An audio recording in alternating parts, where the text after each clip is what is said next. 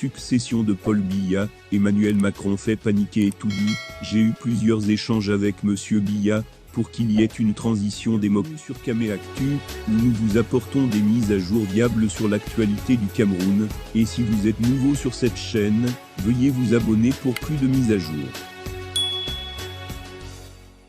Pratique, le président français explique aussi les nombreuses visites de son ambassadeur à Etoudi, le palais du peuple camerounais en visite en région parisienne, ce mercredi 08 juin 2022, Emmanuel Macron, le président français nouvellement réélu est accosté par Wilfried Ekanga, activiste et militant du mouvement pour la renaissance du Cameroun, MRC. L'homme politique a questionné la nature des relations entre la France et le Cameroun. Vous savez que le Cameroun et l'Afrique aident aussi beaucoup la France.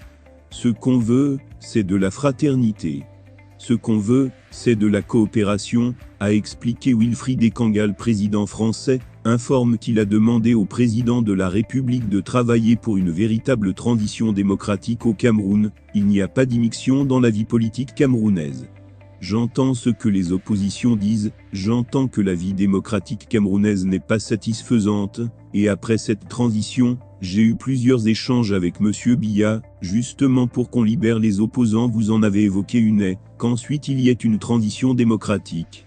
Et comme vous le dites, il n'y a pas de suprématie, a affirmé Emmanuel Macron. Poursuivant dans la même lancée, Wilfried Ekanga a soutenu que Christophe Gilou, ambassadeur de France au Cameroun, est la personnalité étrangère la plus reçue par Paul Biya. Pour Emmanuel Macron, il s'agit d'une procédure de la diplomatie française et rien de plus.